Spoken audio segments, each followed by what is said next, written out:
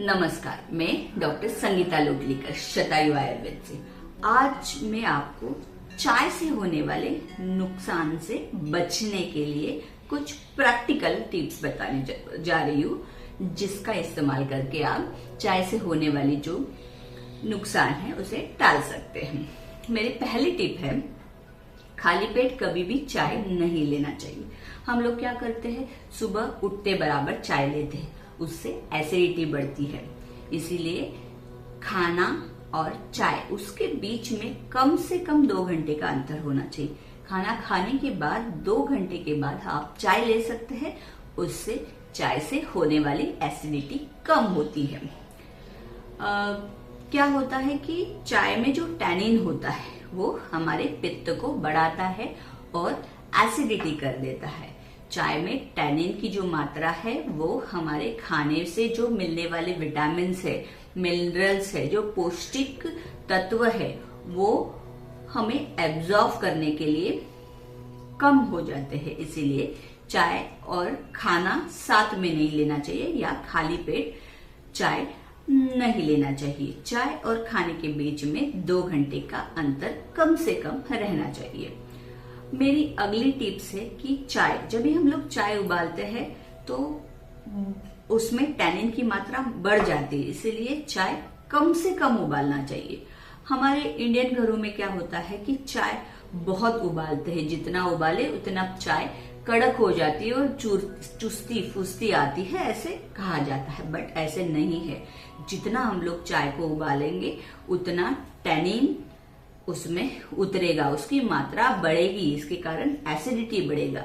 इसीलिए चाय जब भी बनाते हैं तभी लास्ट में चाय पत्ती डाले, थोड़ा सा उबाल के फिर गैस को बंद कर दीजिए, तो फिर टैनिन की मात्रा उसमें कम उतरती है और उससे होने वाली जो एसिडिटी है और एब्जॉर्प्शन, फूड एब्जॉर्प्शन के जो कुछ हमें होने वाले नुकसान है वो उससे हमें बचा जाता है। मेरी अगला टिप्स है कि जो पित्त प्रकृति वाले लोग हैं उन्होंने चाय नहीं लेना चाहिए, या तो फिर चाय में थोड़ा सा शुद्ध घी लेना चाहिए, या तो बेटर है कि गर्म पानी और शुद्ध घी उसमें डाल के आप सुबह सुबह ले सकते हैं। उससे आपकी प्रकृति जो वात है उससे स्नेह मिलके वात का शमन होगा और पित्त नहीं बढ़ेगा। घी या गर्म पानी वात पित्त प्रकृति वाले लोग ले सकते हैं।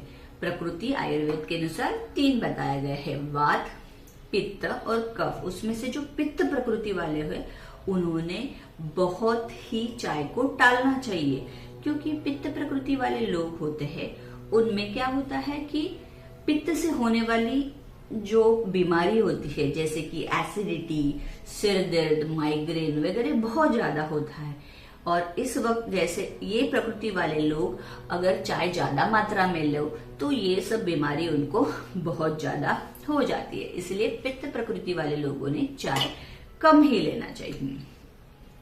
हम लोग चाय के अलावा क्या ले सकते हैं, तो घी और गर्म पानी ले सकते हैं, जैसे मैंने पहले बताया।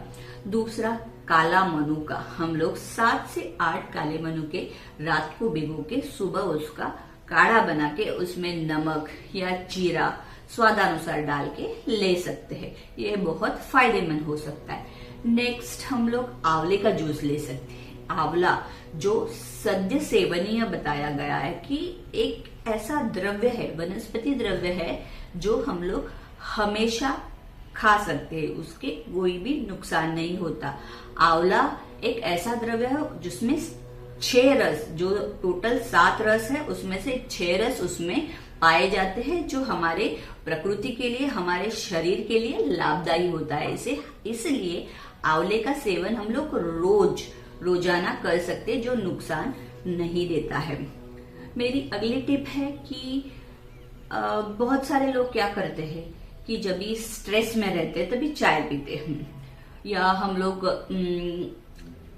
पढ़ाई के वक्त चाय लेते हैं। तो ऐसे में जब भी स्ट्रेस हो या हमें जगना हो उस वक्त चाय को अवॉइड करना चाहिए, क्योंकि चाय में होने वाला टैनिन और चाय हमारे पित्त को बढ़ाता है। ऐसे में एसिडिटी और पित्त से होने वाले बहुत सारी बीमारियां हम लोग को हो सकती है, इसीलिए ऐसे वक्त चाय को टालना चाहिए। और क्या होता है, तो हम लोग चाय बनाते समय उसमें दूध डालते हैं, चाय पत्ती डाल के उबालते हैं, तो दूध और वही चाय हम लोग बिस्किट या चपाती के साथ रोज खाते हैं। तो बिस्किट में या कुछ घरों में चपाती जो बनती है उसमें नमक पड़ता है। आयुर्वेद के हिसाब से नमक, सॉल्ट और दूध ये विरुद्ध वीर्य वाले विरुद्ध द्रव्य बताए गए हैं, इसलिए उनको एक साथ नहीं खाना चाहिए। उनका सहयोग अपने शरीर के लिए अच्छा नहीं होता है। तो इसके लिए आप क्या कर सकते हैं, तो जब भी चाय बनाते हैं तभी दूध के अलावा आप आलमंड मिल्क या कोकोनट मिल्क यूज कर सकते हैं, और उस वक्त आप चपाती या बिस्किट के साथ चाय खा सकते हैं। या तो फिर आप एक काम कर सकते हैं कि जब भी हम लोग चपाती बनाते हैं उसमें नमक मत डालो। ये चीजें हम लोग अल्टरनेटिव कर सकते हैं। अब मैं आपको 7 अल्टरनेटिव तरीके बताने जा रही हूँ जो चाय छोड़ने के लिए उपयोगी हो सकते हैं। मतलब कि चाय के अलावा हम लोग क्या ले सकते हैं, ऐसे 7 अल्टरनेटिव तरीके मैं आपको बताने जा रही हूँ। सबसे पहले जो मैंने पहले बताया है कि काला मनुका, ये एक बेस्ट तरीका है। काले मनुके रात को 7 से 8 काले मनुके आप भिगो के रख सकते हैं। सुबह उठ के या तो वो उसका काढ़ा बना के या ऐसे ही आप उसको खा सकते हैं। काढ़ा बनाने वक्त हम आप उसमें, अगर आपकी प्रकृति वात और पित्त है तो थोड़ा सा घी उसमें मिला दीजिए, थोड़ा जीरा उसमें मिला दीजिए और पी लीजिए। ये बहुत ही लाभदायी हो सकता है। मनुका एक ऐसा पदार्थ है जो कॉन्स्टिपेशन दूर करता है, इससे कॉन्स्टिपेशन भी दूर हो सकता है, अपना पेट साफ रह सकता है। दूसरा, आप धनिया, जीरा और सौंफ, इसका पानी आप रात को समान क्वांटिटी में धनिया, क्यूमिन सीड, जीरा और सौंफ ये भिगो के रख सकते हैं। सुबह उठ के उसका काढ़ा बना के उसे आप पी सकते हैं। तीनों चीजें आप समान मात्रा में रात को भिगो के रख सकते हैं और सुबह उठ के उसका काढ़ा पी सकते हैं, या उसे ऐसे ही आप ले सकते हैं। फिर तीसरा आप अल्टरनेटिव ले सकते हैं कि मेथी के जो दाने होते हैं, मेथी सीड, वो आप रात को भिगो के रख सकते हैं और सुबह उठ के उसका काढ़ा या वो पानी आप पी सकते हैं। लगभग 1 से 1.5 चम्मच आप मेथी भिगो के रख सकते हैं, लेकिन याद रखें ये केवल आप 7 से 8 दिन कर सकते हैं, क्योंकि मेथी ये सद्य खाने वाली चीज नहीं है। आपकी प्रकृति, आपका वातावरण, ये सब देख के आपको मेथी लेना चाहिए। कम से कम आप 7 दिन तक इसके ले सकते हैं। इसका फायदा हमें जॉइंट पेन में बहुत अच्छा होता है। जिन्हें जॉइंट पेन है वो ये ले सकते हैं। फिर चौथा है गिलोय माने गुड़ूची, सौंठ, इसका काढ़ा करके पीना चाहिए। ये दर्द कम करता है, पाचन, स्टीफनेस, ये सब में ये उपयोगी होता है। इसमें कभी कभी अगर कॉन्स्टिपेशन है तो आप कैस्टर ऑयल भी डाल सकते हैं। ये सारे तरीके को दर्द को कम करता है। फिर नेक्स्ट है तुलसी, मुलेठी यानी ज्येष्ठी मध, सौंठ, हरितकी, ये आप ले सकते हैं। इसमें आप काली मिर्च, लवंग, ये सब चीजें भी आप डाल सकते हैं। ये जो काढ़ा है वो हमें कफ और कोल्ड में बहुत अच्छा लाभदायी हो सकता है।